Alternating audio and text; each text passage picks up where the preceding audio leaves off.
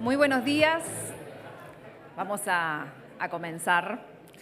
Así aprovechamos estas horas porque van a estar realmente cargadas de información, de valor y esperemos que lo disfruten. Antes de comenzar, solicitarles si pueden tener sus teléfonos móviles en silencio para poder enfocarnos 100% en lo que va a ocurrir hoy aquí arriba del escenario. Autoridades nacionales y departamentales, directores de entes autónomos y servicios descentralizados, miembros de los consejos de educación pública, autoridades de universidades, de organismos internacionales e instituciones multilaterales, directivos de organizaciones empresariales y no gubernamentales, señoras y señores de los medios de comunicación, dirigentes de empresa. La Asociación Cristiana de Dirigentes de Empresa les da la bienvenida a esta segunda edición del Foro Social ACDE en este año 2026 y muchísimas gracias por nuevamente colmar este auditorio de Erlatu. Agradecemos especialmente a los panelistas, a los patrocinadores, a los socios y al público en general que con su apoyo, en muchos casos con su voluntariado también y con su presencia hacen posible esta segunda y exitosa edición del Foro Social ACDE. Mi nombre es Alejandra Labraga, los voy a acompañar en la conducción. Gracias a ACDE por la convocatoria. Es un verdadero honor ser parte de esta iniciativa.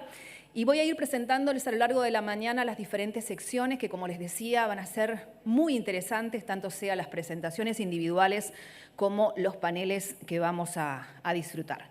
Para poder comenzar, los invitamos a compartir un video que nos muestra la labor de ACDE. En el siglo XXI, el mundo de los negocios ha reconocido la importancia de las habilidades blandas y coloca a las personas en el centro de todo. Pero, ¿qué pasaría si te dijera que esta idea no es tan nueva como parece? En 1952, en ACDE imaginamos el futuro. Un mundo empresarial con un foco muy claro, valorar el corazón y las habilidades de las personas tanto como los números en la hoja de cálculo. Las personas como centro. Todos los miembros de la empresa colaborando activamente para mejorar la gestión empresarial y promover la ética en los negocios. Con valores claros que se reafirmaron a través de las décadas y aún hoy se siguen poniendo en acción. Hoy nuestra visión se sigue materializando a través de iniciativas concretas, los grupos GADE y GREM, espacios para crecer como líder y empresario. En ACDE sos parte de algo más grande. En los grupos GADE podrás reunirte con empresarios de gran trayectoria y nutrirte de su valiosa experiencia y conocimiento para llevar tu negocio al siguiente nivel. Los grupos de reflexión empresarial ofrecen un espacio único para abordar desde una perspectiva basada en los principios cristianos esas decisiones que te interpelan como persona. Y seguimos construyendo caminos para transformar los prejuicios en oportunidades, abrazando el desafío de hacer posible la inclusión con nuestro programa Liberados. Como líderes empresariales, nos comprometemos a impulsar, por diversas vías, que liberados del sistema carcelario se inserten laboralmente de forma sostenible. Hoy, más de 70 años después, estos valores siguen más vigentes que nunca. Creemos que los empresarios tenemos una oportunidad única para construir una sociedad mejor. Creemos que la empresa tiene la responsabilidad y el privilegio de apoyar a los sectores más vulnerables de nuestra comunidad. Creemos que, con mejores empresarios, tendremos mejores empresas y de esta forma construiremos un mejor país. Asociación Cristiana de Dirigentes de Empresa. Tus valores en acción.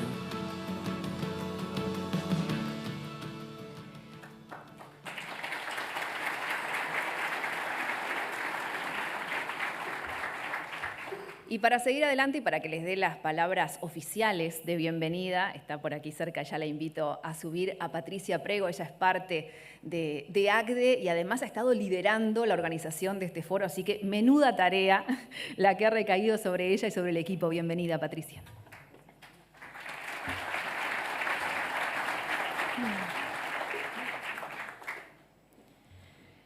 Bueno, muy buenos días y bienvenidos. Como ya dijo Alejandra, esta mañana va a ser intensa, con mucha información valiosa, así que voy a ser muy breve en esta bienvenida, así aprovechamos el tiempo para escuchar a los expositores. Gracias a todos por participar en este segundo Foro Social de ACDE. a quienes van a compartir sus experiencias acá desde el escenario y a todos los que nos acompañan desde la sala. Ver por segunda vez esta sala llena, con este día tan inhóspito, nos hace pensar muchísimas cosas, pero lo más importante es que nos damos cuenta que esto responde a una realidad real, a una necesidad real. También queremos agradecer a los voluntarios y a todos los equipos que han trabajado con una enorme dedicación para que este encuentro sea posible. Hoy vamos a tratar dos temas que son vitales para el país, la educación e infancia y familia. Fieles a los principios de ACDE, queremos mostrar una vez más la cara humana de las empresas, que junto con la sociedad civil y el Estado construyen un país justo con más oportunidades.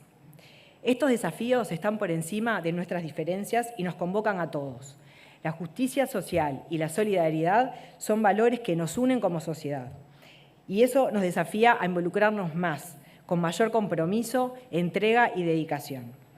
Este espacio lo que busca es ser un punto de encuentro, porque estamos convencidos de que cuando trabajamos juntos podemos llegar mucho más lejos. Al sumar esfuerzos surgen proyectos que restablecen y regeneran el tejido social y abren nuevas oportunidades. Eso es lo que hoy queremos contagiar. Esperamos que esta mañana sea transformadora, inspiradora y nos lleve a implicarnos más, a renovar lo que ya funciona y a generar lo que aún falta. Muchas gracias por acompañarnos.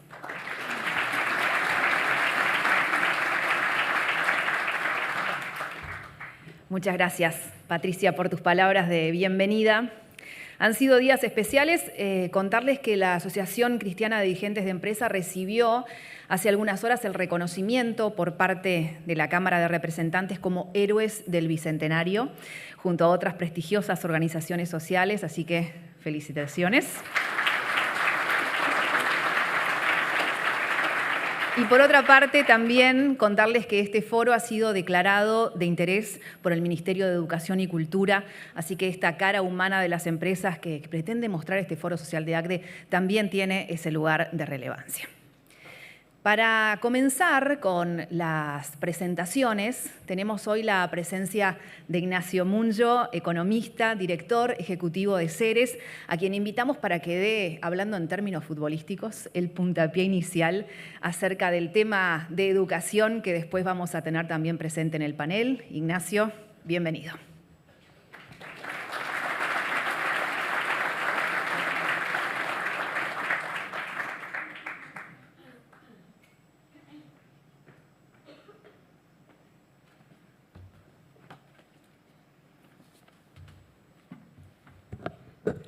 Buenos días, es un placer poder compartir con todos ustedes algunas reflexiones en una jornada tan intensa que vamos a vivir.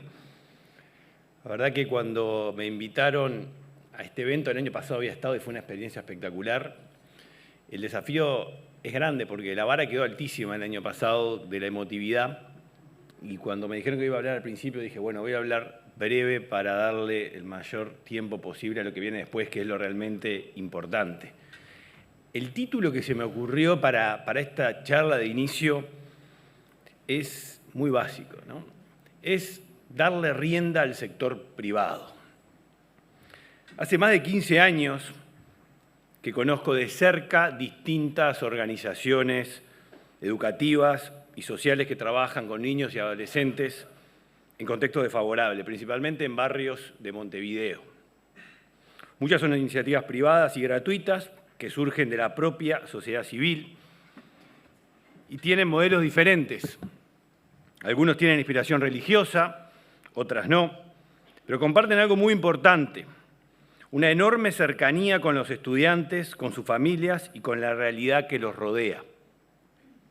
Más recientemente fui a conocer en persona Más Talentos en Paysandú, una experiencia que nació de una lógica totalmente distinta, a partir de la articulación entre la Intendencia, organismos nacionales, instituciones educativas y empresas. En los antiguos galpones de Pailana conviven educación, tecnología y trabajo. Los contenidos se conectan con la realidad productiva de la zona. Los jóvenes trabajan sobre problemas concretos y los docentes tienen margen para acompañarlos y encontrar la mejor manera de enseñar. Experiencias muy distintas, la de Montevideo que conocía, la del interior, me fueron dejando la misma impresión. Para educar bien hay que conseguir algo que parece elemental, pero que nuestro sistema educativo no está logrando, que los alumnos quieran estar, que encuentren sentido en lo que hacen, que puedan imaginar que el esfuerzo de estudiar les abre un camino hacia adelante. Y eso lleva a una pregunta que me parece fundamental. ¿Cuánto margen tienen quienes están cerca del estudiante para encontrar la mejor manera de educarlo? Un liceo de Montevideo no enfrenta la misma realidad que uno de Paysandú, y uno de Paysandú tampoco enfrenta necesariamente los mismos desafíos que otro de Rivera o de Rocha. Esto es bastante obvio. Por supuesto que hay conocimientos y capacidades que todos los jóvenes deberían adquirir independientemente del lugar donde hayan nacido. Tiene que existir una base común, pero a partir de esa base necesitamos mucho más margen para organizar recursos, adaptar métodos, construir vínculos con el entorno y responder a la realidad concreta de cada institución. Y esa autonomía tiene que venir acompañada de la responsabilidad por los resultados. Uruguay tiene un problema educativo demasiado grande como para seguir postergando esta discusión. Apenas la mitad de los jóvenes termina la educación media y entre quienes permanecen dentro del sistema son demasiados pocos los que logran niveles mínimos de aprendizaje competitivo. No es un problema nuevo, hace por lo menos 20 años que sabemos que esto es así, cuando Uruguay empieza a participar en pruebas internacionales que lo exponen a la comparación internacional. No hemos logrado cambiar nada en 20 años. Además, creo que esto es muy importante, cuando se le pregunta a los jóvenes en las encuestas que hay disponibles por qué abandonan, por qué dejan el sistema, una proporción muy importante responde que empezó a trabajar, que tuvo que abandonar, y otra parte muy importante porque perdió el interés en continuar estudiando. Obviamente que hay dificultades económicas y familiares que requieren respuestas específicas, naturalmente, pero estas dificultades no alcanzan para explicar todo este abandono. Hay jóvenes que nos están diciendo algo bastante directo. Seguir estudiando dejó de tener suficiente valor y sentido para ellos. Durante muchos años intentamos resolver este problema mirando principalmente hacia adentro del propio sistema educativo y fundamentalmente público. Discutimos reformas, programas, horas de clase, trayectorias, estructuras, presupuestos, mecanismos de control y de evaluación. Todo eso importa. Pero, después de tantos años de fracaso, vale la pena hacerse otra pregunta, me parece. ¿Cuánto más podríamos conseguir si abriéramos la educación a las capacidades que existen afuera del propio sistema educativo? Una de las separaciones más difíciles de justificar es la que todavía nos hacemos entre estudiar y trabajar. Ahí la educación dual es una respuesta no solo interesante, sino probada en el exterior y en el país con experiencias muy exitosas, tanto públicas como privadas. Pequeñas, sí, pero con mucho éxito. El estudiante continúa dentro del sistema educativo, pero una parte de la formación ocurre en la empresa. Allí enfrentan problemas reales, adquieren capacidades concretas y aprende acompañado por alguien preparado para asumir también una responsabilidad educativa. El centro educativo y la empresa comparten la formación, el seguimiento y la evaluación. Puede parecer simplemente una modalidad educativa diferente, pero detrás hay un cambio muy profundo. Supone reconocer que una parte del conocimiento que un joven necesita para desarrollarse no está en el aula, que no está en manos del docente. Hay cosas que se aprenden con un docente y otras que se aprenden trabajando junto a alguien que sabe hacerlas. Y eso exige, en primer lugar, romper el monopolio de los docentes, ni más ni menos. Reconocer que dentro de la empresa hay alguien que puede ocupar una función de la misma jerarquía. Y también exige mucho a las empresas, porque participar en la educación dual no consiste en recibir estudiantes para que hagan tareas básicas, sino mucho más. Implica formar personas, seleccionar tutores, dedicar tiempo, evaluar aprendizajes y asumir una verdadera responsabilidad educativa. Por eso, cuando hablo de darle rienda al sector privado, no estoy pensando que el Estado abandone sus responsabilidades y se las entregue a otro. Estoy pensando en algo diferente, en ampliar la cantidad de personas e instituciones capaces de asumir responsabilidades. Uruguay ya tiene muchas experiencias exitosas. El problema es que siguen siendo muy pequeñas frente al potencial que existe por desarrollar. Durante años se habla y se sigue hablando de acercar la educación al trabajo. Tal vez la propia expresión revele parte del problema. Porque acercar supone que siguen siendo dos mundos separados, que cada uno tiene que tratar de conectarse con el otro. La transformación empieza cuando los dejamos de ver como mundos separados, que no lo son.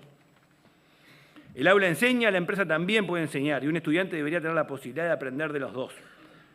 Necesitamos que más empresas conozcan este sistema y que quieran participar, que la burocracia facilite en lugar de complicar, y sobre todo reconocer de manera mucho más amplia y formal que aquello que un estudiante aprende dentro de una empresa también es educación. Ahora voy para el otro lado, pero buscando la misma idea.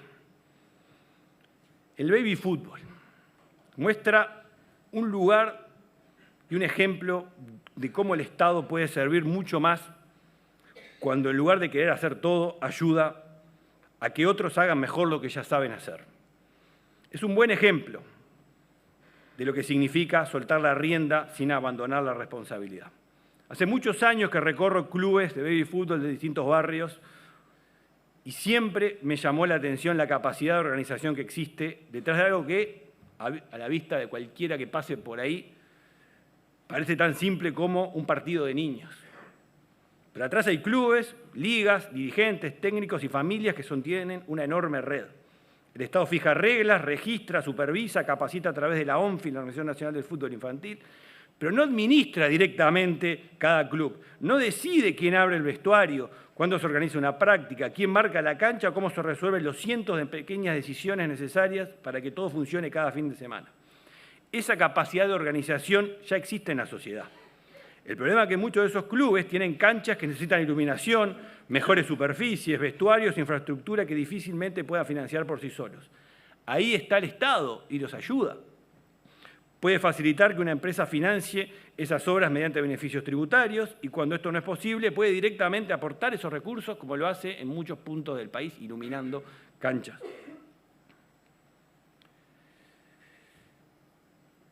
El problema es que el Estado tiene que saber cómo puede ayudar. La clave está en cómo lo hace. En lugar de crear una organización nueva al lado de la que ya existe, el Estado puede fortalecer una organización que lleva años funcionando, que conoce el barrio, conoce las familias y sabe cómo transformar esos recursos en resultados. El Estado fija las reglas, controla, pone recursos, pero aprovecha una capacidad que ya existe en la sociedad en lugar de intentar reemplazarla. Esto es muy importante. Uruguay tiene un régimen de donaciones especiales para instituciones educativas, sociales, de salud, deportivas. Para buena parte de las entidades comprometidas, una empresa contribuye de IRAE o de impuesto al patrimonio que puede utilizar hasta el 70% de la donación como pago a cuenta de impuestos y computar el 30% como gasto antes de impuestos. El resultado es muy potente. Por cada 100 pesos que recibe la institución, el costo efectivo para la empresa puede ser de apenas 22,5 pesos. La idea es buena. El Estado reconoce que existen organizaciones privadas que generan valor para toda la sociedad y que vale la pena incentivar a las empresas para que la financien. El problema aparece cuando vemos cómo funciona este régimen, diversos regímenes, en la práctica. El sistema favorece marcadamente a instituciones públicas frente a privadas. Me refiero al sistema de donaciones. Ya la primera pregunta es ¿por qué? Y además, acceder al beneficio puede convertirse en un proceso innecesariamente burocrático y discrecional. Pensemos en una educación educativa que está haciendo un trabajo extraordinario en un barrio vulnerable, puede tener años de trayectoria, resultados comprobados, cuentas auditadas y empresarios dispuestos a financiarlo. Sin embargo, si no está comprendida dentro de las categorías correspondientes o si su nombre no aparece en una lista habilitada, obtener el beneficio puede terminar dependiendo de un proceso político y administrativo que poco tiene que ver con la calidad de lo que se hace.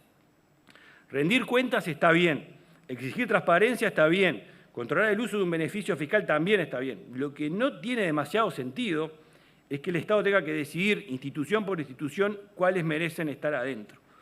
Uruguay debería avanzar hacia un cambio profundo en el sistema de donaciones. La normativa debería establecer grandes finalidades que califican y condiciones objetivas que una organización debe cumplir, no listas con nombre y apellido. Si una institución cumple esas condiciones, debería poder incorporarse al régimen y sin esperar que su nombre aparezca en una ley presupuestal o en una rendición de cuentas. El beneficio tributario, además, debería operar de una manera más directa, no como certificados futuros. Como sucede en otros países, directamente se descuenta de los impuestos, evitando los certificados, trámites e intermediaciones que agregan burocracia sin agregar control. Y deberíamos dar un paso adicional, que hace años que lo tengo en la cabeza. Permitir que las personas también puedan apoyar este tipo de instituciones utilizando parte del IRPF, donaciones personales, no solo a través de empresas. La diferencia conceptual es importante. El Estado no necesita elaborar una lista con nombre de todas las instituciones que considera buenas. Necesita definir qué condiciones deben cumplir una institución para ser elegible. Después tiene que controlar. Exigir contabilidad transparente, auditorías cuando corresponda, límites claros para evitar beneficios particulares, información pública sobre el destino de las donaciones, indicadores de resultados y sanciones cuando alguien abusa del régimen. Un sistema de donaciones de esta manera permitiría multiplicar la misma lógica que vemos funcionando en el baby fútbol, donde el régimen de donaciones deportivas es distinto al régimen de donaciones especiales. Hay una organización, lo veo todos los fines de semana, una organización que conoce la realidad, tiene gente comprometida y sabe qué hacer. Hay una empresa, una persona dispuesta a aportar. Hay un Estado que establece reglas, aporta una parte del financiamiento y exige transparencia de resultados. Eso es lo importante. Darle la rienda, como digo, al sector privado no significa renunciar a la conducción, significa entender que conducir es diferente de ejecutar cada cosa que ocurre dentro de un sistema. Y en educación esa distinción es particularmente importante. Hace demasiado tiempo que tenemos un sistema excesivamente centralizado que no consigue cumplir con su objetivo más importante, ofrecerle a los jóvenes una educación que les resulte útil, que les abra oportunidades y que pueda cambiarles la vida. Necesitamos centros educativos con más margen para actuar, docentes con capacidad de adaptar, empresas que formen parte de la educación, técnicos y profesionales que también puedan enseñar, organizaciones sociales que tengan espacio para probar soluciones diferentes y un sistema de donaciones que permita que los recursos privados acompañen mucho más fácilmente a las iniciativas que funcionan. Durante demasiado tiempo nos preguntamos qué más podía o podría hacer el Estado para mejorar la educación. Tal vez llegó el momento de cambiar la pregunta. ¿Cuánto más podría lograr Uruguay si aprovechara todas las capacidades, las ideas y los recursos que ya existen fuera del Estado? Y hay una última razón para hacernos esta pregunta. Muchas veces no estamos hablando de gastar más, estamos hablando de usar mejor los mismos recursos públicos, aprovechando capacidades, conocimiento e iniciativa que ya existen en la sociedad civil. Lograr más con los mismos recursos. De eso se trata, en definitiva, darle la rienda al sector privado. Muchas gracias.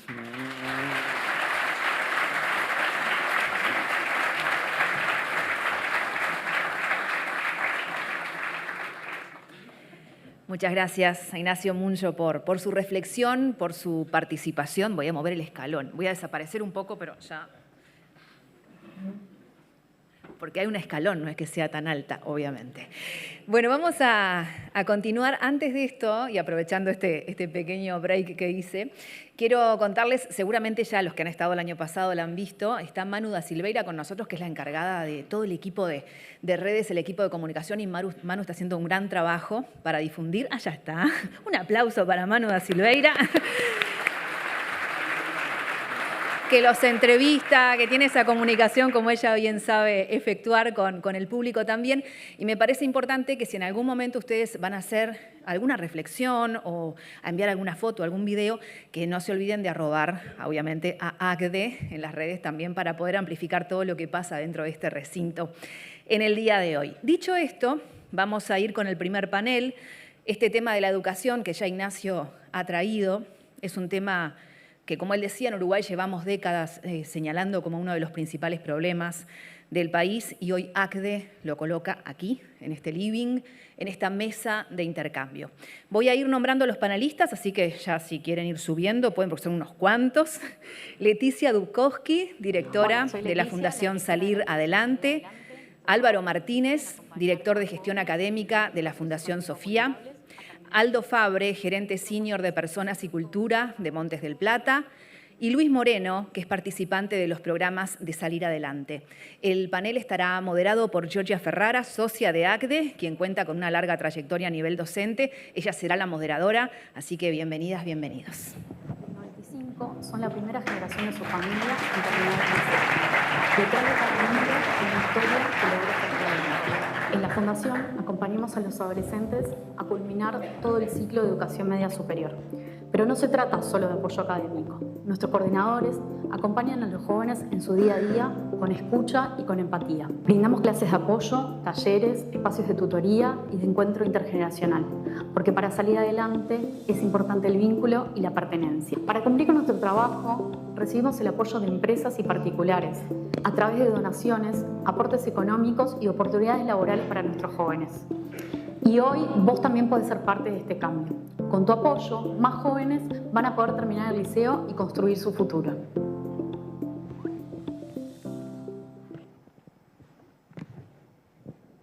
Hola, muy buenos días. Mi nombre es Aldo Fabre, soy gerente de Personas y Cultura de Montes del Plata. Un placer estar compartiendo entonces con ustedes.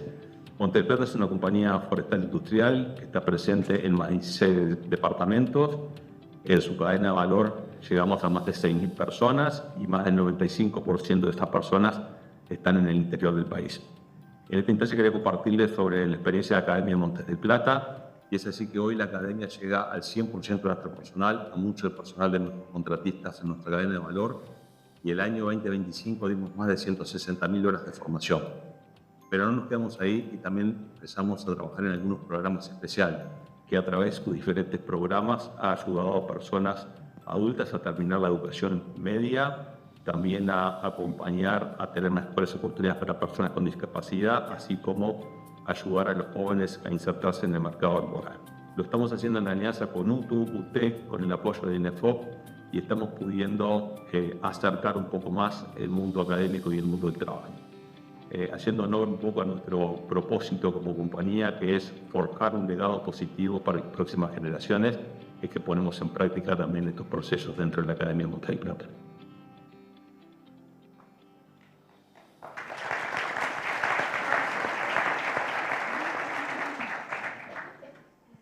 Fundación Sofía es una red de centros educativos católicos de alcance nacional. Nuestra misión es promover una educación de vanguardia, basada en valores y accesible para todos. Nuestra red la integran 29 colegios y 8 clubes de niños.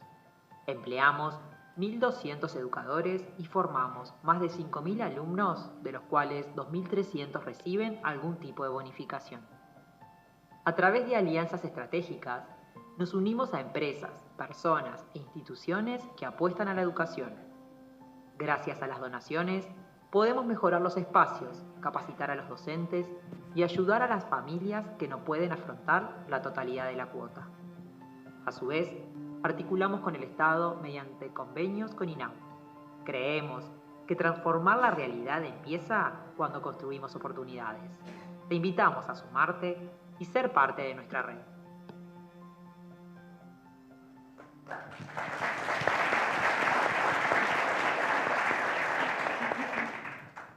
Buenos días, bienvenidos. Estamos acá con mucha gente querida que quiere escuchar las experiencias y los testimonios de ustedes, así que vamos a empezar con el testimonio de Leticia. En la Fundación Salir Adelante ustedes acompañan a jóvenes para que logren terminar el liceo y los acompañan durante la trayectoria educativa.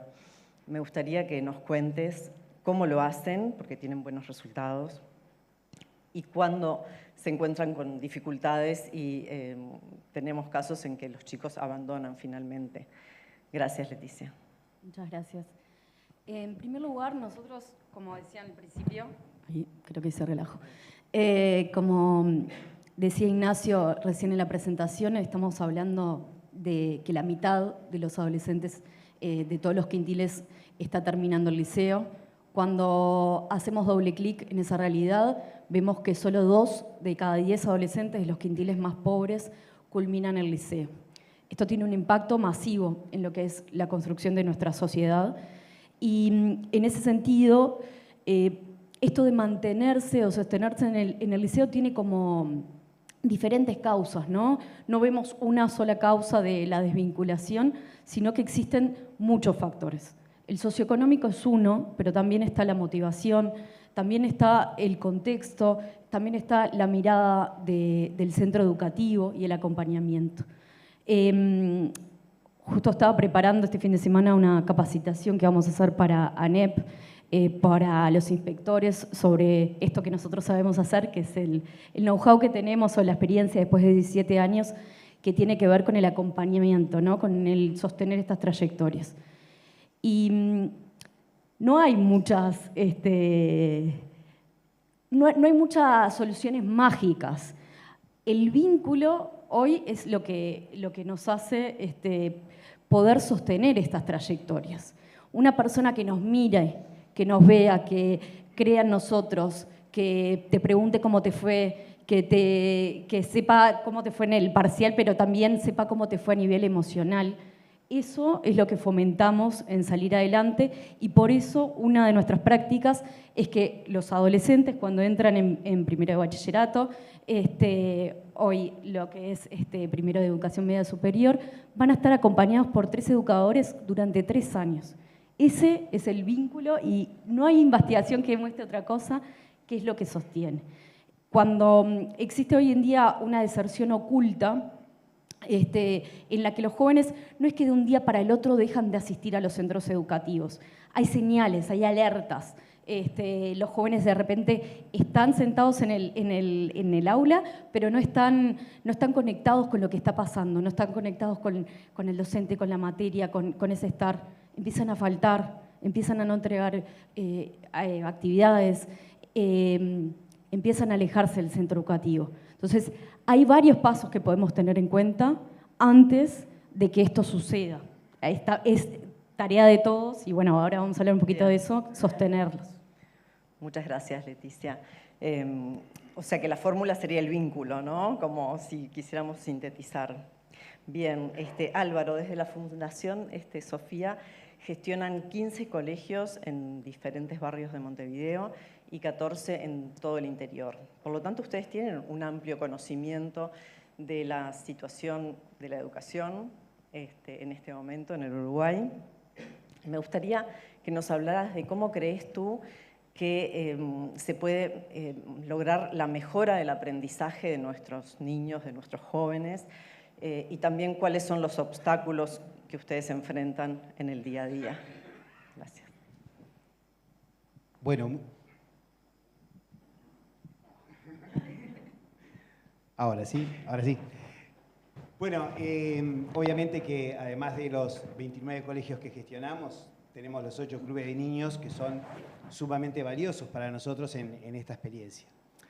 Capaz que si pensamos exclusivamente en lo académico, en la educación formal, podemos hablar de método Singapur en matemática, podemos hablar de método Sofía en lengua, podemos hablar de distintas opciones académicas que ayudan a la mejoría, que fortalecen el sistema. Pero eso no hace la diferencia. La diferencia, como decía Leti, como decía Ignacio, es el vínculo. En eso nosotros apostamos a formar a nuestros docentes en el acompañamiento y en las tutorías a los chiquilines. Para nosotros es vital eso, y es un esfuerzo sumamente importante formar a los docentes en esta capacidad de acompañar personalmente a los chiquilines. Obviamente que en la escuela tiene que ver con, o en el periodo escolar tiene que ver con el desarrollo de virtudes, de descubrir lo valioso que es el orden, que es el tiempo de estudio, que es el tener distintas habilidades para la vida. Eso sin duda. En secundaria tiene un valor superior o superlativo. Ignacio decía hace un ratito, Los chiquilines no le encuentran sentido a lo que hacen. Y el acompañamiento de las tutorías, lo que intentamos hacer es que el docente tutor acompañe al chiquilín en esto de irle encontrando el sentido del para qué en la vida, del para qué estudiar, del para qué dedicar tanto tiempo a desarrollar determinadas capacidades intelectuales. Por un lado, las intelectuales. Por otro lado, también las que tienen que ver con las dimensiones espirituales, las dimensiones, obviamente, que tienen que ver con las relaciones, los vínculos, eso que hablamos tanto hoy de la educación emocional. Bueno, eso es acompañar al chiquilín, estar junto a él, prestarle el oído, escuchar las necesidades que tiene y también acompañarlo, desafiándolo. Porque no es pasarle la mano por el lomo, es desafiar al chiquilín a que siga creciendo, a que siga apostando. De hecho, en nuestras instituciones, que muchas tienen, tenemos un alto nivel de becas y tenemos contextos muy distintos, prácticamente no hay deserción, porque está ese acompañamiento. ¿Cuál es el desafío más grande que tenemos nosotros en esto de lo educativo? Bueno, que las familias entiendan la importancia que tiene el espacio educativo en la vida de los chiquilines. Y ese es un desafío enorme. La tutoría tiene esta parte de acompañar a las familias, de acercarse a los padres, de seducirlos y de convencerlos de que este es el camino. Obviamente que no es nada fácil, pero bueno. Bien, gracias Álvaro. O sea que también sería extender ese puente, ¿no?, hacia las familias. Bueno, ahora nos vamos a otro ejemplo, que es el de Montes del Plata. Aldo, quisiera que nos contaras. Sabemos que Montes del Plata tiene un gran compromiso con la formación de las personas que forman parte de la cadena productiva. Y en el año 2022 también abrieron la Academia Montes del Plata, en donde no solamente el foco está puesto en aquellas habilidades específicas para el trabajo, sino que ustedes tendieron un puente y fueron hacia la comunidad, las comunidades locales. Bueno, la pregunta es, ¿por qué lo hicieron, no? ¿Por qué no se quedaron solamente con esa formación en la interna? ¿Y cuál es el resultado de esto? Bien, bueno, sí, como tú decías, nosotros como organización tenemos un compromiso claro que es generar valor y al mismo tiempo de generar valor también de qué forma podemos compartirlo, de qué manera podemos compartir ese valor. Y lo menciono porque desde el inicio de la academia siempre estuvo esa claridad de que uno para compartir valor tiene que generarlo, ¿no? Y un poco que decía Ignacio en su presentación. Entonces, desde el inicio nosotros nos focalizamos en generar valor a través de, estamos organizados en 4 escuelas, una escuela técnica, que es bien interna, una escuela de eficiencia operacional, que es bien interna, una escuela de liderazgo y desarrollo, pero una escuela también de desarrollo humano, que es donde tenemos ahí nuestros programas especiales, podría llamarle. Hoy iba a compartirles 2 o 3 de ellos. Uno de esos programas se llama Rebrote y es un programa que busca acercar la educación media básica a personas adultas a través de la acreditación de saberes. O sea, comenzamos con público interno. Ojalá este año, si Dios quiere, vamos a terminar con 71 personas, ya no de público interno, sino de contratistas y también de comunidades que hemos impactado con este programa. Y más allá de los números, lo más importante o el aprendizaje más importante de este programa, y que tiene un poco de relación con lo que decían recién, es el impacto que genera en una persona volver a creer que puede aprender o que puede lograr algo. Y el impacto de volver a creer en sí mismo se multiplica, porque se multiplica a la persona, en su familia, en sus hijos y en sus nietos. De hecho, tenemos varios ejemplos de personas que hoy ya se jubilaron de la organización, que te contaban, ahora puedo ir a contarle a mis nietos que se puede aprender, que no todo está perdido, que vale la pena seguir adelante. O sea que tiene también un efecto multiplicador importante, además de, obviamente, el emocional y de dar continuidad laboral también, porque muchas veces son esas trancas. Otro ejemplo que me estoy acordando ahora de una muchacha de Jung que no quedó en un trabajo y que tenía la aspiración de presentarse a ser policía. Y pasó por el programa y eso levantó una barrera que tenía para poder presentarse. Como esas historias hay muchas. Otro programa interesante que se llama Yo Sigo, que va apuntado en determinados liceos y UTOs de algunas comunidades donde estamos. Lo que hacemos es trabajar con los chiquilines para mostrarle cómo es las ventajas de seguir estudiando, de seguir pudiendo tener una formación, sea técnica, terciaria, universitaria. Nosotros mismos vamos a contarles qué hemos estudiado, qué profesión tenemos ahora, ¿no? Cómo ha sido el recorrido, el camino, los desafíos. También tenemos la posibilidad de que puedan hacer test vocacionales con un equipo de psicólogos que tenemos y bueno, ir compartiendo las bondades, digamos, en definitiva, de seguir estudiando también, qué implica venir a Montevideo si fuera el caso, qué implica, yo soy del interior, vivo en Colonia en este momento, y bueno, lo que hemos vivido venir a Montevideo son temas también que a veces paralizan, así que también ese es un programa que se llama Yo Sigo, más de 1.500 personas desde que inició el programa han participado y la tasa, digamos, de continuidad es muy auspiciante, de continuidad de las personas que participan del programa.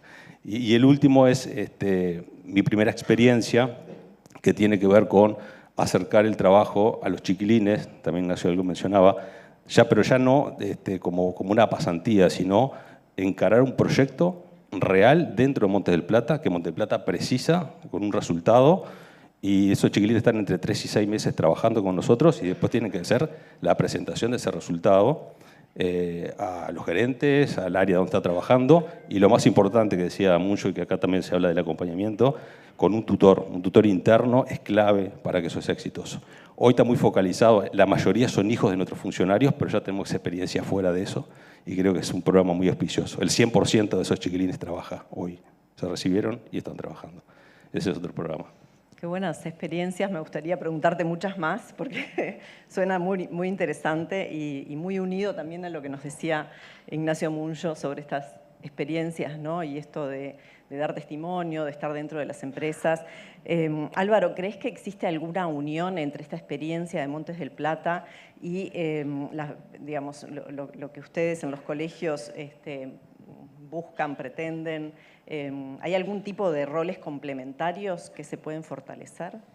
Bueno, ahí nosotros obviamente que valoramos muchísimo y dependemos también del apoyo de las empresas que apuestan a esto que es el proyecto educativo católico de Fundación Sofía, que tiene una identidad clara católica y que tiene un hacia dónde vamos.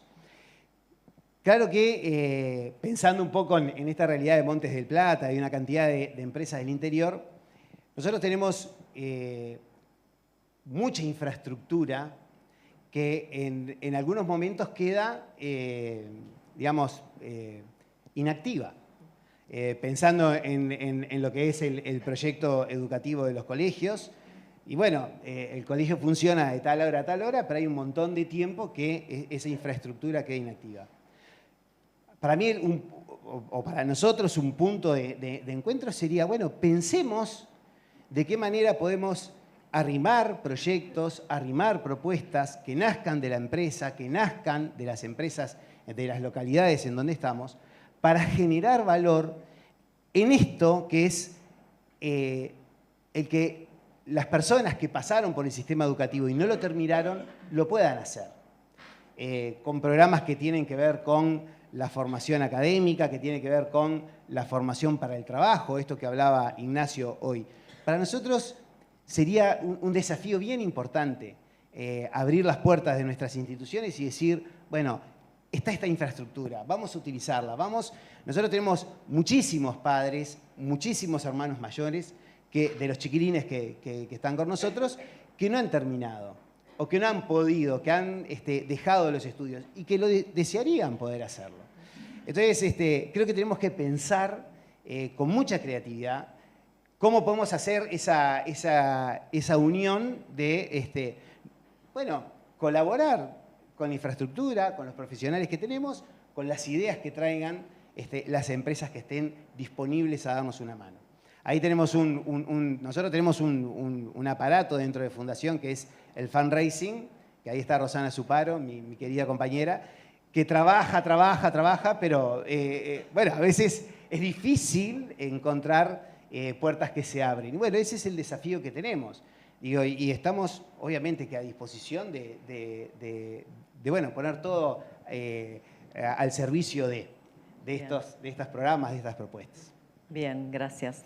Álvaro, me gustó ese concepto de pensar, que en definitiva es la propuesta y la invitación de estos espacios, ¿no?, del foro, de poder juntarnos y bloquear nuestras agendas y pensar juntos en nuevas propuestas. Así que bueno, nos quedamos con ese deber. Leticia, viene la pregunta difícil. ¿Justo a mí? Justo a ti. Que es, ¿cómo viven ustedes la articulación entre el Estado, la Fundación y las empresas? ¿Y qué dificultades se encuentran o qué se puede mejorar desde lo positivo, ¿no? ¿Qué oportunidades de mejora hay en esta articulación? Bien, creo que es el momento indicado, ¿no? Porque claro, estamos todos representando distintos actores de la sociedad, y ahí creo que lo primero es no pensar que tenemos la solución, ¿no? Cada parte, cada actor tiene una parte de la respuesta, pero no la respuesta total. Por eso es necesario este encuentro, por eso es necesario trabajar en conjunto. Cuando se crea Salir Adelante, nosotros pensamos en esta figura del triángulo que tiene 3 vértices. En uno está el Estado, que tiene que garantizar la educación y una educación de calidad. Hoy, lamentablemente, tener todas las materias, o sea, que no te falte ningún profesor en el día, es un lujo que pocos alumnos tienen en nuestro país. Por eso ahí el Estado tiene ese deber de que no sea un lujo, que no sea algo para pocos el poderse educar.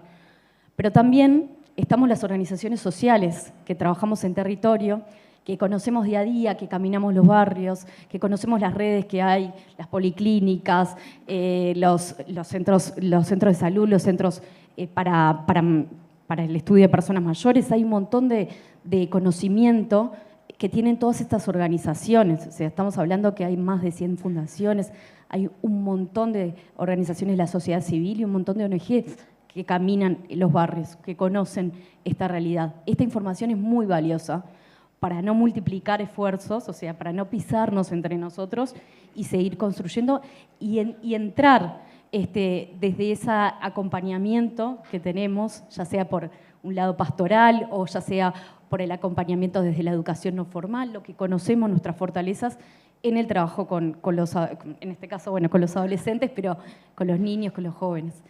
Y por último, tenemos en este triángulo a las empresas, que tienen muchísimo para aportar, porque también tienen no solo conocimiento de causa en el mundo laboral, sino experiencias concretas en el día a día, de organización, de economía, de muchísimos valores que representan a cada empresa que son útiles para los chicos de nuevo, en su rutina y en su día a día. ¿Qué nos pasa a nosotros? Cuando después de muchos años medimos qué impacto había tenido Salir Adelante en los adolescentes egresados. Y ahí notamos una falla en el sistema, ¿no? Esto de, bueno, teníamos muy buenos números, muchísimos egresados, pero había una diferencia entre quienes habían tenido una oportunidad laboral dentro de un marco de derechos, con posibles días para estudiar, con un horario que no se vaya rotando todos los días y que permita mantener los cuidados capaz que en el hogar. Y eso fue una gran diferencia. Por eso nosotros hace unos años empezamos a construir artesanalmente un programa que se llama Seguir Adelante, que tiene que ver con esto, con el acompañamiento y el trabajo en conjunto con las empresas, para que más jóvenes puedan acceder al mundo laboral con oportunidades concretas que sean dignificantes y que les permita ir avanzando en el mundo de trabajo y no quedarse con esto de, bueno, terminé el liceo, pero de repente tengo que enfrentarme en una entrevista de trabajo a alguien que tiene 3 idiomas y una capacitación o una pasantía en alguna empresa familiar, ¿no? Bueno, ¿qué les podemos dar a estos jóvenes que con muchísimo esfuerzo culminan el estudio? 2 de cada 10, muchísimo esfuerzo ellos 2, para poder continuar. Así que hay mucho para articular, sí. Gracias, Leticia. Son números que impactan, ¿no?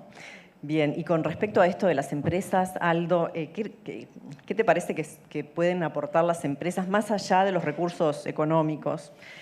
¿qué puede aportar la empresa o las empresas a la educación?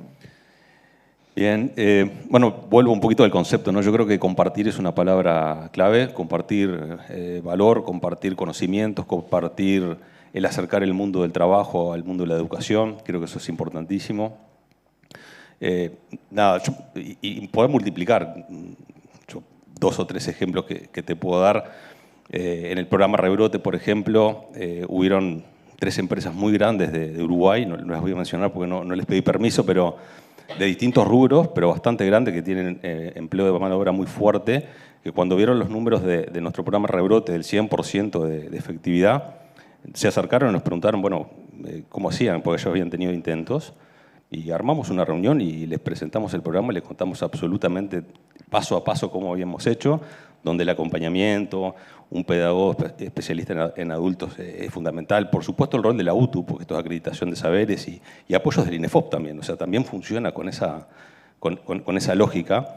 Y bueno, ellos se fueron e implementaron sus rebrotes con sus nombres y sus organizaciones, por lo cual esa multiplicación hoy de los 74 que nosotros vamos a lograr probablemente sean cientos, y es simplemente articular entre programas del Estado, voluntad de empresas que se van acercando y van sumando a esto.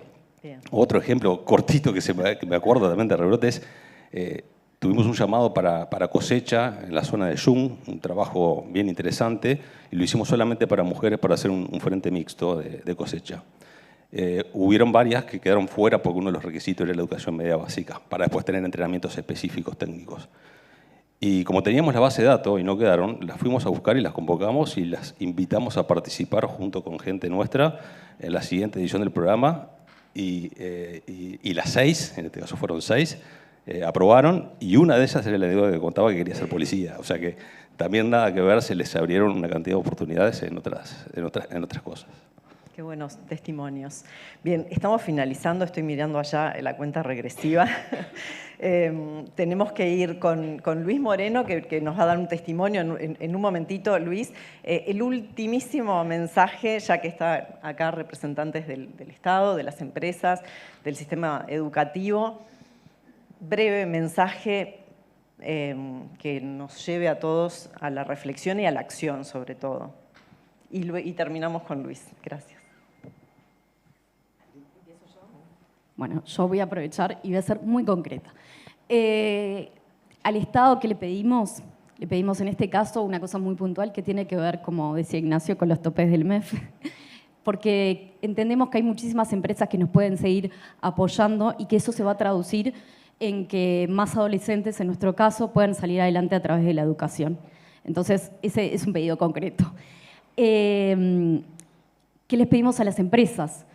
Que salgan a buscar puentes, que no esperen a que los jóvenes golpeen la puerta, sino que salgan a construir estas relaciones con las organizaciones civiles, con las organizaciones que trabajan, como les decía, en territorio, que las construyan. Y en ese sentido, no todo es económico. En este momento estamos trabajando con programas de tutorías de distintas empresas que apoyan a estos jóvenes que egresan y que necesitan un acompañamiento también en el sistema universitario, con talleres que nos vienen a dar las empresas sobre economía para no economistas, con un montón de cosas que realmente se pueden hacer desde ese mundo. Y a todos, porque sé que también hay particulares acá, contarles que este año ingresan al programa, ahora dentro de un poquito, 30 nuevos jóvenes en la fundación que vienen de 12 liceos de la periferia de Montevideo. Nos encantaría, y a mí me encantaría porque después vamos a tener tiempo para charlar y encontrarnos en el café, salir de acá con 30 padrinos o 30 madrinas o miti-miti que acompañen a esos adolescentes. De verdad, que se animen a la experiencia de ir surciendo esta grieta que tenemos como sociedad entre los que tuvimos oportunidades para formarnos, para trabajar, y entre los que no, y que en ese sentido todos tenemos algo para hacer, así que los espero afuera después y que me comenten quiénes quieren ser padrinos y madrinas. Qué desafío. Bien. Leti, llegó la hora del mangazo, porque estamos en la misma. En realidad nosotros, a ver, que estamos en una situación de hace añares, de una crisis educativa profunda, todos lo sabemos, todos los aquí presentes lo sabemos, lo explicó muy bien Ignacio. Creo que esa crisis es la madre del borrego de todos los problemas que tenemos en la sociedad, como decimos coloquialmente.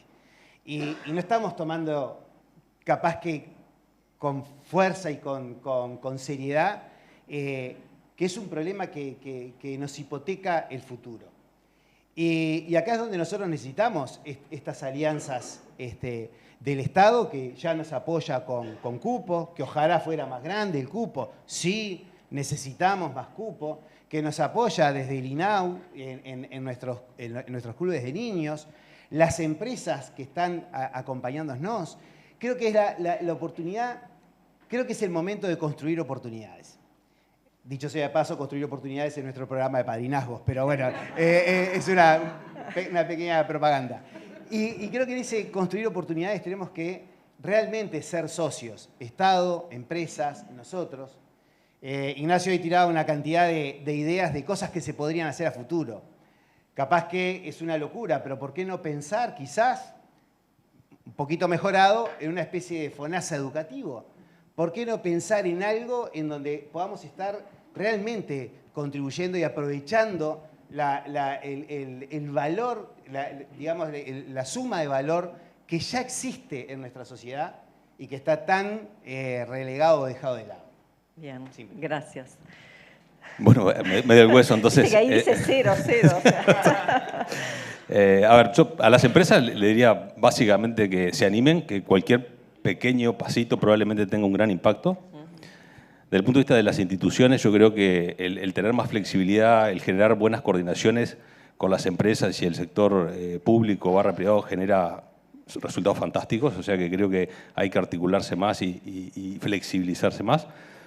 Y bueno, y el Estado, ya que estamos y como ciudadanos, ojalá tener una política de Estado de 20, 30 años de educación que implique toda la cadena y con todos los actores que están involucrados en la sociedad vinculados a educación. Bien, ya que estamos. Bien, muchas gracias. Ahora para ti, no sé si ahí se escucha. Ahí, sí, perfecto. Bueno, para ser breve, yo quiero dar testimonio en primera persona de lo que comentaba Leti. Yo en el año 2012 fui seleccionado para ser beneficiario de la Fundación Salir Adelante. Soy testigo de que en estos encuentros con los distintos coordinadores y con los otros beneficiarios de la Fundación, uno se siente acompañado, reconocido, lo que decía Ignacio hoy al inicio del interés, la motivación. Creo que es la misión principal de los coordinadores y la Fundación. Más allá, digamos, de que Salir Adelante para mí fue un conjunto de oportunidades materiales, porque la Fundación en su momento, durante esos 3 años que yo fui parte, me brindó libros de estudio, conexión a internet, un montón de cuestiones materiales. También esto del vínculo estuvo muy presente y me venían a la cabeza ahora distintas imágenes, ¿no?, de lo que fue esa experiencia. Realmente yo me sentí reconocido, acompañado, y eso hizo que bueno, yo pudiera seguir adelante con mi trayectoria educativa, que no tuviera que relegarla por cubrir, digamos, otras necesidades, salir corriendo al mundo laboral y casarme tal vez con cualquier, digamos, propuesta, que tal vez no era una propuesta de calidad. Eso no sucedió en mi caso, gracias a que, bueno, fui parte de esta red de contención. Estoy tratando de ser bastante rápido y breve, pero hace 10 años yo trabajo en una empresa a la que llegué gracias por los puentes que la Fundación generó. Trabajo acá dentro del Parque Tecnológico del LATU, una empresa vinculada al mundo de la tecnología. He tenido la posibilidad de ir a más de, creo yo, 8 países. He representado a la empresa en un montón de instancias y bueno, creo que yo también como parte, como otro actor de todo este esquema que se fue, digamos, comentando, en el que están presentes el Estado, las empresas, las organizaciones sociales, nosotros los individuos que somos beneficiarios de este tipo de oportunidades, también creo que somos personas comprometidas con esta causa final, ¿no?, con aportar a construir una sociedad mejor. Y en ese sentido, quiero contar ahí como para cerrar que el año pasado me acerqué a Leti a comentarle que estábamos buscando una persona para sumar a mi equipo y claramente esa persona que sumamos fue una persona, o sea, un beneficiario de la fundación. Y bueno, nada, me dejó muy contento eso porque siento que bueno, que se está construyendo y tejiendo esta red que se sostiene a lo largo del tiempo y que claramente si cada uno de nosotros accionamos multiplicando esas oportunidades, creo que podemos alcanzar un futuro mejor. Bien, muchísimas gracias a todos.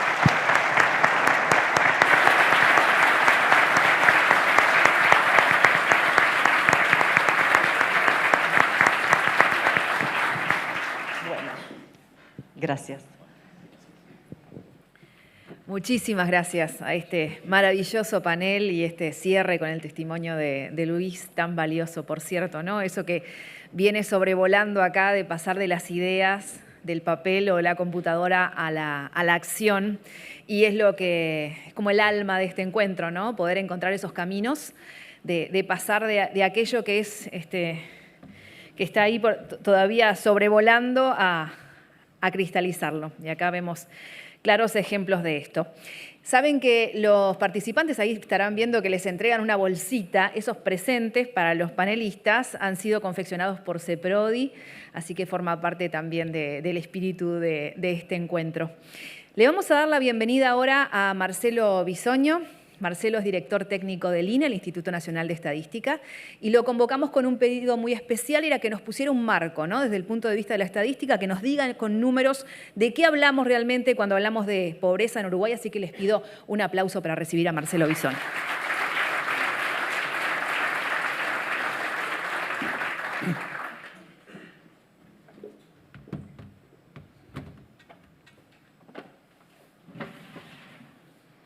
Que sea alto, pero prefiero estar así.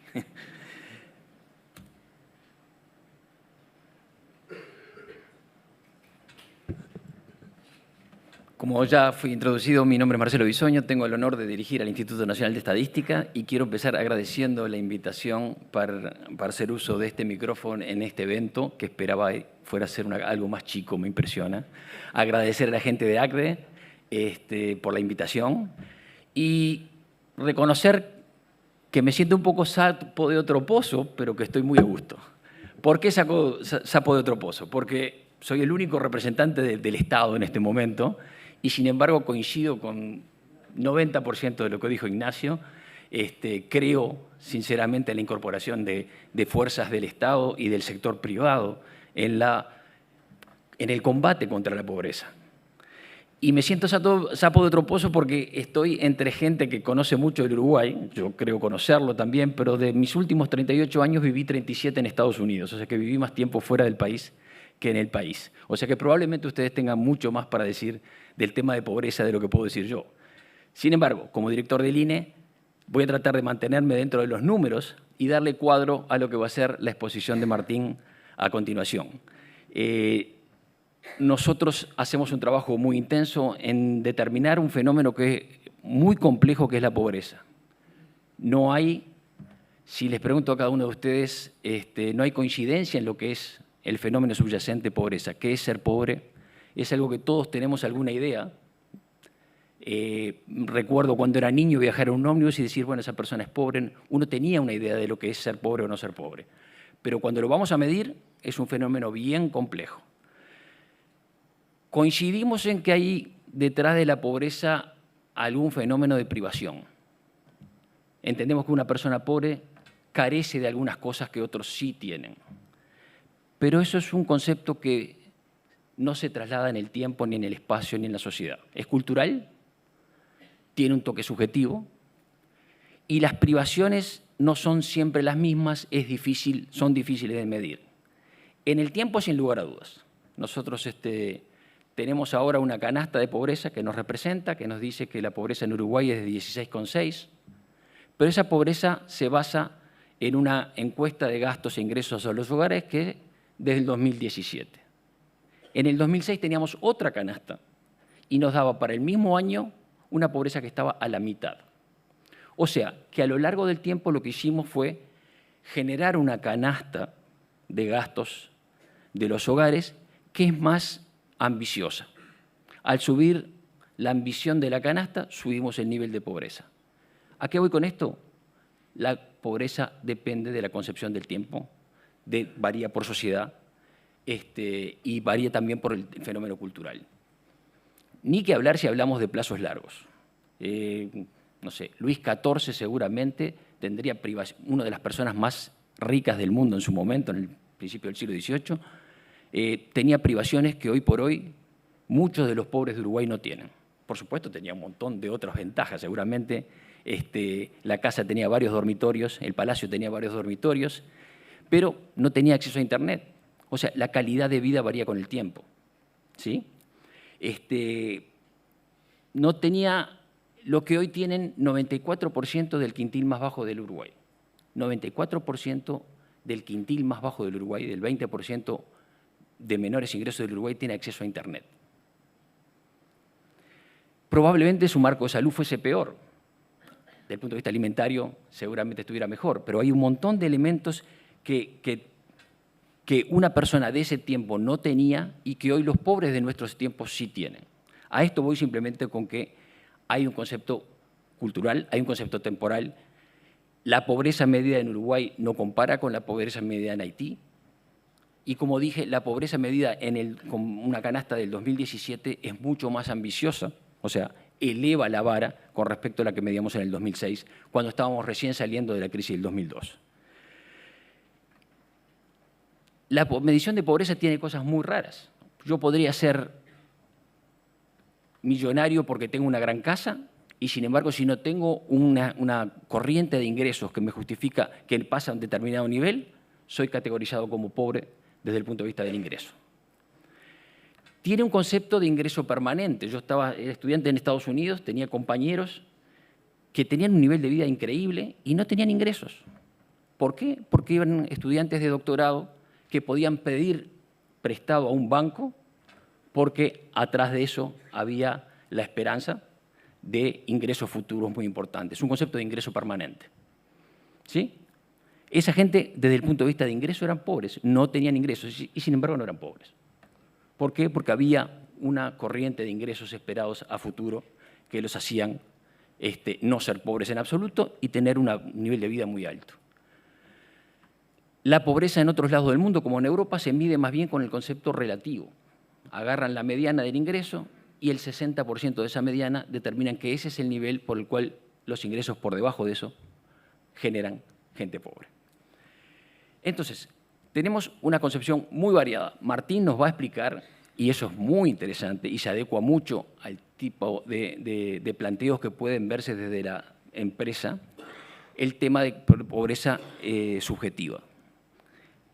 En mi preparación breve de esta presentación me di cuenta que el INE también tiene una pregunta en la encuesta continua de hogares que pregunta sobre si usted se siente pobre. Y los resultados, no entiendo por qué nunca se publicó, tengo que averiguarlo eso, pero gracias a ustedes me enteré. Y los resultados que dan significativamente distintos a la tasa de pobreza, están por encima del 30%. O sea, si le preguntamos a la gente en Uruguay, hoy, ¿usted se siente pobre? Hay más de un 30% que dice que sí. La tasa de pobreza nuestra es 16,6 para el 2025 y, sin embargo, más del doble dice sentirse pobre. Voy a resumir las dos metodologías básicas que van a dar pie a lo que después Martín se va a explayar en otra línea. Nosotros tenemos pobreza por ingreso, ¿sí? Básicamente es definir una canasta. 2 kilos de yerba, 3 kilos de papas y un boleto de ómnibus, etcétera, etcétera. Eso arma un mecanismo, un conjunto de bienes, eso se valora, se le da precio, ¿sí? Eso da un resultado. Y si los ingresos se ordenan todos los hogares por nivel de ingreso y todos aquellos hogares que caen por debajo de esa canasta de gasto se consideran pobres. Esa canasta tiene bienes y servicios, ¿sí? Alimentarios y no alimentarios. La canasta de pobreza se compone de un componente alimentario y uno no alimentario, ¿sí? Valoramos ambos, sumamos y eso nos da la canasta total. La canasta alimentaria, ¿sí? la parte solo de alimentos de esa canasta nos determina lo que es el nivel de indigencia. O sea, si tenemos un hogar cuyo ingreso está por debajo de la canasta alimentaria, decimos que ese hogar es indigente. Si tenemos un hogar cuyo ingreso está por encima de la canasta alimentaria, por debajo de la canasta total, de bienes totales, ese hogar es pobre. Y si el nivel de ingreso del hogar supera a la canasta acumulada de bienes de alimentaria y no alimentaria, ese hogar no es pobre. Esa es una forma de verlo, es la pobreza por ingreso.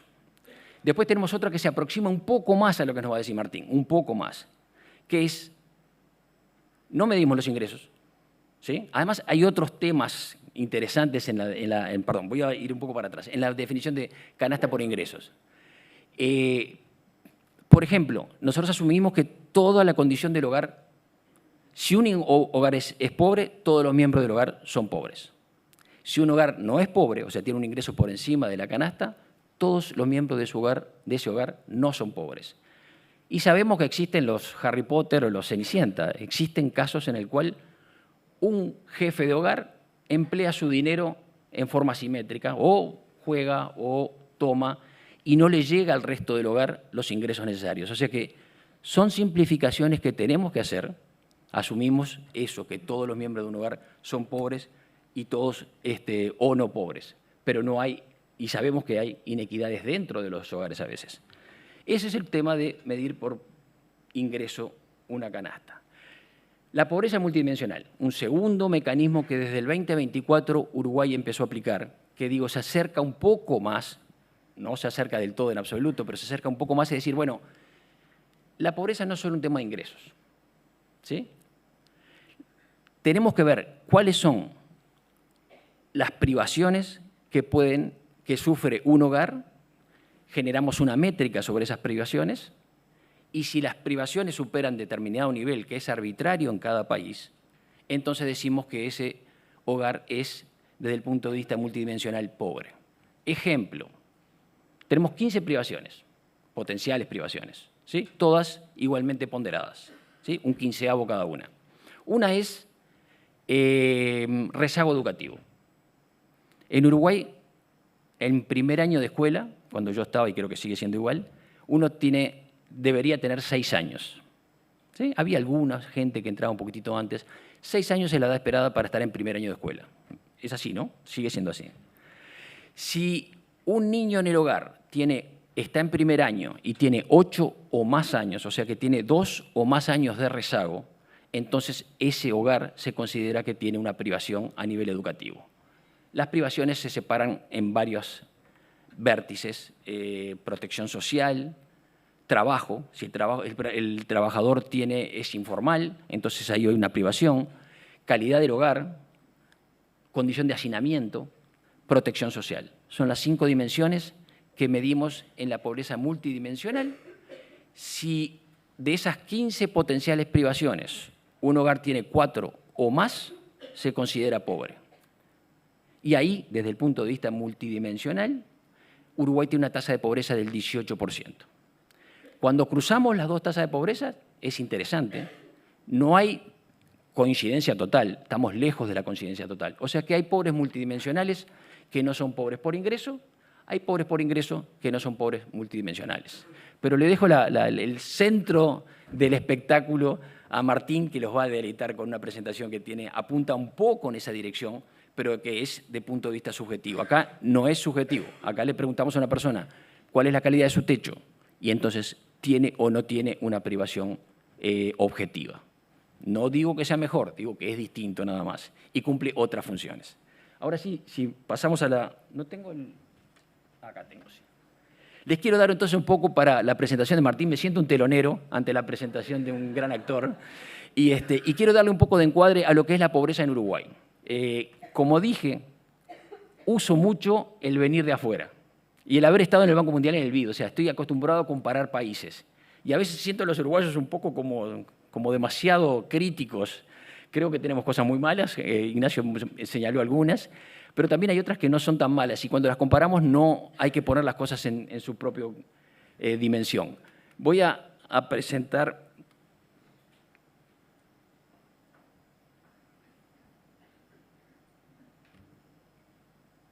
Ahí.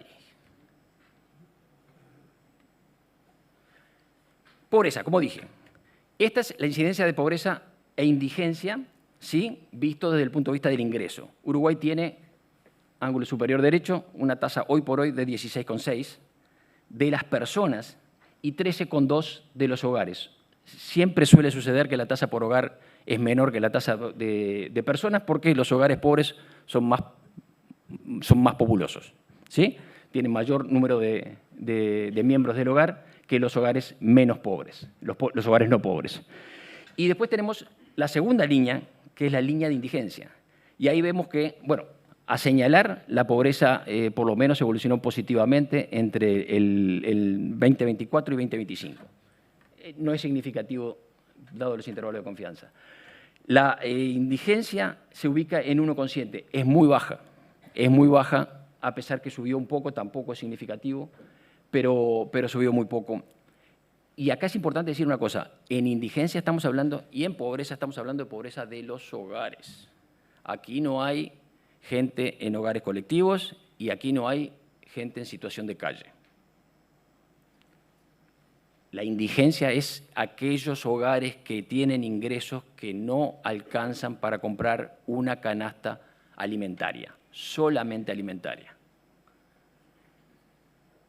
Es importante decir que con la canasta anterior, esta tasa de 17,3 en el 2024 era de 8,3. O sea que el cambio, nos hemos vuelto más sofisticados. Si vieran las cosas que hay en la canasta de pobreza, son interesantes. Hay cosas de auto, hay gasto de gasolina. O sea, sí es cierto, tenemos una tasa importante, sí es cierto, nos hemos vuelto más sofisticados en el juicio de la pobreza. Y acá la evolución en el tiempo. Lamentablemente, la línea de pobreza no va más atrás del 2006, esta canasta. Y ahí tenemos las dos canastas. La línea de arriba muestra la nueva canasta, en base a 2017. La línea de abajo, la canasta del 2006. ¿Sí? Como les dije, es más ambiciosa la línea de arriba, la línea actual. Pero lo importante es que la tendencia está muy clara. Son en paralelo estas dos líneas. ¿Sí? Una definición un poco laxa de paralelo, si hay un profesor de geometría me va a pegar. Pero bueno, se mueven en paralelo. ¿Sí? La evolución de la pobreza no se discute. Lamentablemente, no enfocamos lo que fue pre-2006. Y ustedes saben mejor que yo, porque vivieron acá, que la pobreza hasta la crisis del 2002 venía subiendo en los últimos 3, 4 años de la crisis, hizo tope a nivel de la crisis y miren los niveles de pobreza mostrados en el 2006, que es lo más cercano a la crisis que tengo como año. Este número es 47% en la canasta 2017, que es el anterior, que es la superior. ¿Sí? En el 2006, ya saliendo de la crisis, Uruguay tenía un nivel de pobreza de 47%. La pobreza cae radicalmente en ese programa, en eso básicamente por dos temas. Había un programa del PANES para combatir la pobreza, pero además estábamos en el medio del boom de los commodities y el país estaba creciendo a tasas importantes. El sector privado jalaba y el sector público apoyaba con planes que fueron significativos. Y cayó diametralmente, de 47 en la canasta nueva, pasó a 15,5 en el año 2017. Ahí se empezó a frenar el fenómeno de los commodities y empezó a repuntar la pobreza, primero escasamente, 2018 y 2019 subió un poco, y en el 2020 salta por el tema del COVID.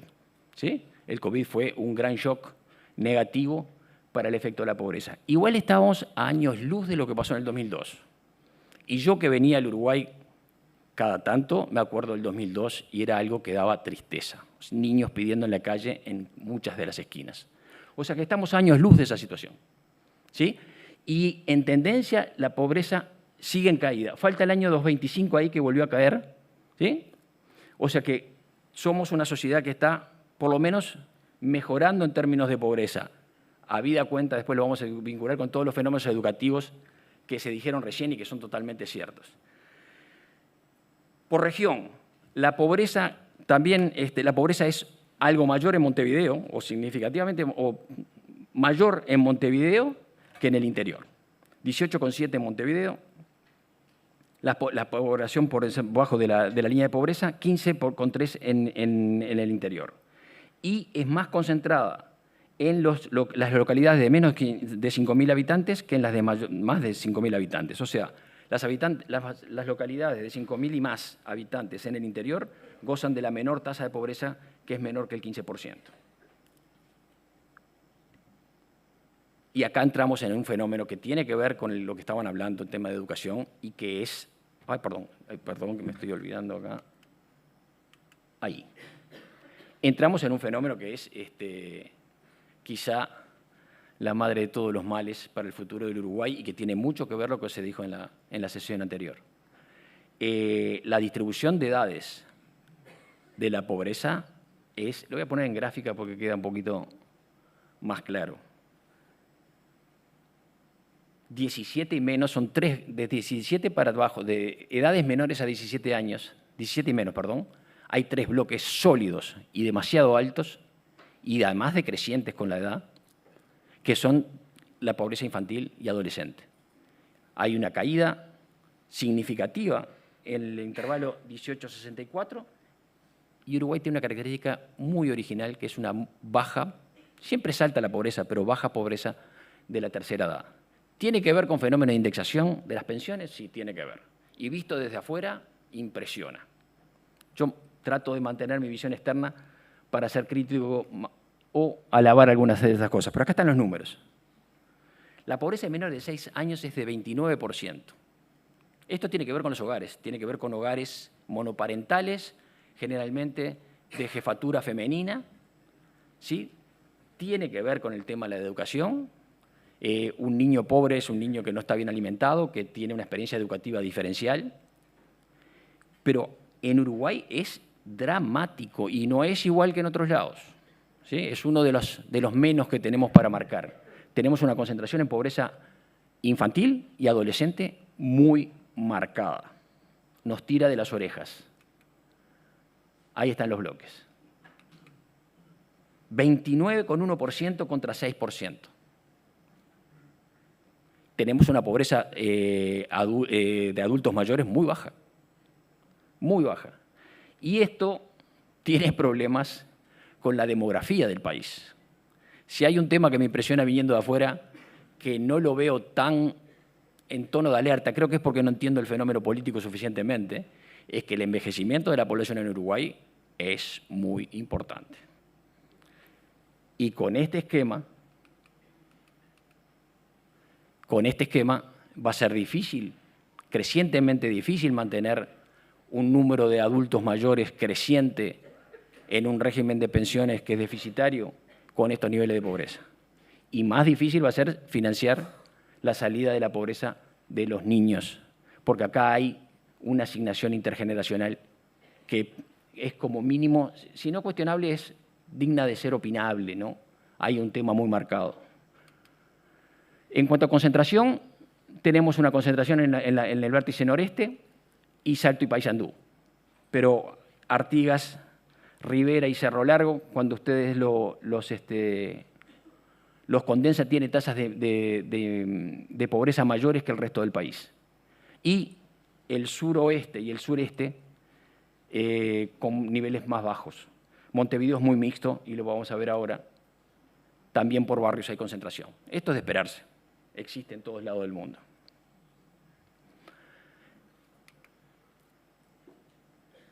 Otro tema que está vinculado con la pobreza infantil, que es la pobreza por género. Las diferencias son muy marcadas. Muy marcadas. En Montevideo, 6 puntos de diferencia, de 10,7 a 16,7. Y en el interior, peor aún. ¿Sí? 6,3 puntos de diferencia entre el 15,4 y el 9,1 sobre una base de 9,1. Es altísimo el diferencial entre pobreza femenina y pobreza masculina, en contra de las mujeres. También hay un tema de raza, afro. Y ahí voy simplemente a poner algo que espero que no se entienda mal, porque no estoy queriendo decir lo que van a pensar que estoy queriendo decir. Estas son las canastas. Sí, voy a decirlo acá porque... Estas son las canastas. CBA quiere decir canasta básica alimentaria, CBNA, canasta básica no alimentaria, CBT es la suma de las dos primeras, canasta básica total, es la línea de pobreza. No profundicé en este tema, que tenemos una canasta inquilinos, no inquilinos, interior Montevideo. Concentrémonos simplemente en la de Montevideo, que es la más cara, ¿sí? Y acerquémonos a la columna 3, porque estos son 3 miembros del hogar y la estructura promedio de hogar en Uruguay es 2,5 en el nuevo censo, o sea que es la canasta que se aproxima a tamaño del hogar más común en Uruguay. Eso da 54.431 pesos, ¿sí? Al 2024. Hagamos aritmética rápida. 54.431 para esos en pesos, si los llevamos a dólares, $1.300, $1.200 dividido 3, $400 per cápita. Esa canasta quiere decir que, en promedio, por persona, la canasta de pobreza mensual anual, es $4.000 per cápita. 4.500, una cosa así. 4.500. Redondeamos en 5.000. ¿Sí? ¿Cuál es el ingreso per cápita del Uruguay? 5.000 es la canasta per cápita, y yo sé que la comparación es sujeta a, ya lo veo Ignacio ahí cuestionándome, la canasta anual del Uruguay llega a unos $5.000. El PBI uruguayo per cápita al 2026, proyectado por el fondo, va a llegar a casi $30.000, $29.000. El ingreso per cápita de Uruguay es $29.000. La canasta de pobreza es 6.000. Los recursos están, ¿sí? Los recursos están. No, eso no me lleva, y no estoy queriendo decir que sea un problema de cortar y repartir. Repartir es muy difícil, pasa por un nombre que se llama impuestos. El nombre de impuestos dice mucho, se impone, ¿sí? Es algo que se impone en la gente lo rechaza. Y lo otro que pasa es que cuando uno empieza a repartir una torta, la torta cambia su tamaño, ¿sí? Nadie dice que tenemos este nivel de ingreso y si lo repartimos va a seguir siendo ese nivel de ingresos. Yo no estoy apuntando a eso. Estoy apuntando simplemente que hay un fenómeno distributivo, sí lo hay. ¿Es la solución de todos los males? No, no lo es. Pero hay un tema distributivo. Sigo. Comparémonos entonces con el resto del mundo para ver que no estamos tan mal. Uruguay tiene, hablando de distribución del ingreso, la mejor distribución del ingreso de Sudamérica. Y en algunos casos a menor mejor acá. El Gini, cuando más bajo el Gini, es mejor la distribución del ingreso. Uruguay, de todos los países que aparecen acá, y aparecen países de buena prestancia distributiva como Costa Rica, Uruguay tiene la mejor distribución del ingreso. En un continente que tiene una pésima distribución del ingreso. América Latina junto con África son los dos continentes con peor distribución del ingreso, ¿sí? Y América Latina está un poquito por arriba. Y hay casos como Colombia, Brasil o Haití que tienen distribuciones del ingreso muy complejas. ¿A qué voy? Uruguay tiene el mejor, es el campeón en una liga bastante poco exitosa, pero es el campeón en esto. Sigo. Comparemos ahora canasta de pobreza. Acá los números se me achican pero según CEPAL, yo les hablaba de lo relativo de las canastas, ¿sí? Para poder comparar la canasta, tenemos a la línea de la derecha, las canastas nacionales no son comparables claramente. O sea, en Uruguay hay yerba en la canasta de pobreza, en Venezuela no hay yerba porque no se usa. En Uruguay el consumo de gas es mínimo. En un país nórdico el consumo de gas es fundamental en la canasta de consumo. O sea, las canastas nacionales no son comparables per se. Entonces, ¿a qué vamos? A canastas comunes. CEPAL y el Banco Mundial hacen canastas comunes para poder comparar. Y si ven la gráfica de la izquierda, y particularmente la parte marcada en amarillo, Uruguay tiene el menor nivel de pobreza comparado de América Latina. De vuelta, una liga que no es muy buena porque la América Latina tiene tremendos problemas de distribución y tiene serios problemas de pobreza. Pero ahí somos Gardel. No somos Gardel, digo, pero en términos comparativos sí. Lo que no hay que hacer es quedarse satisfecho con eso. Pero tenemos un continente que tiene serios problemas de pobreza. Y ahora voy a otra que es la del Banco Mundial. No, esta CEPAL. Perdón, estoy mareado porque no están sincronizadas la CEPAL, y ahí somos los segundos. Chile está por debajo, ¿sí? Los segundos, ahí está, Uruguay está último, ¿sí? 5,9 y Chile 4,5. Es otra concepción de pobreza, esto es $8.3 por día a paridad de poder de compra, no importa, digo. Es un mecanismo comparable de pobreza a través de los países. Y sí, estamos despegados del resto, acá Chile está mejor que nosotros, Chile es otro país que tiene niveles de pobreza bajos para América Latina. Y simplemente para terminar, y ahora sí yendo a lo de Martín, nosotros tenemos una línea de pobreza, ahí voy a esto por acá, subjetiva. La pregunta que descubrí para esta presentación que el INE hace, a ver si alguien se siente pobre o no se siente pobre, y el resultado es este 31,3. Ay, no me puedo ir. 31,3, vertical, la segunda columna, ¿sí? En la primera tabla. 31,3 es la tasa de pobreza subjetiva. Yo no le llamaría tasa de pobreza, es el resultado de una pregunta en una encuesta que está muy poco trabajada y que pregunta si usted se siente pobre o no pobre. 31,3% de la población de Uruguay se siente pobre de acuerdo a esta pregunta. Veo que sacan celulares y esto me va a poner en problemas. El tema no era la tasa en sí misma, sino cómo se corta con la pobreza por canasta multidimensional y sobre todo la de abajo del todo. Concentremos en la última tabla, ¿sí? Tenemos la línea de pobreza en el horizontal, no pobre, allá a la izquierda, no pobre, de acuerdo a la canasta por ingresos actual, o pobre por la canasta por ingresos actual, que al final da aquí, esta es la tasa de pobreza 2025 sacada por la canasta de pobreza. Lo importante es cómo se cruzan. Aquí tenemos en esta columna de acá que 20% de la población de Uruguay se siente pobre y sin embargo por canasta de ingresos no está considerada pobre. Y sí 10,5% se siente pobre y sí está considerado pobre. Esto requiere mucho mayor trabajo, la descubrí haciendo, no sabía ni que existía. Cuando pregunto a la gente, dice, sí, eso no, básicamente me dijeron, no le damos bola. ¿Sí?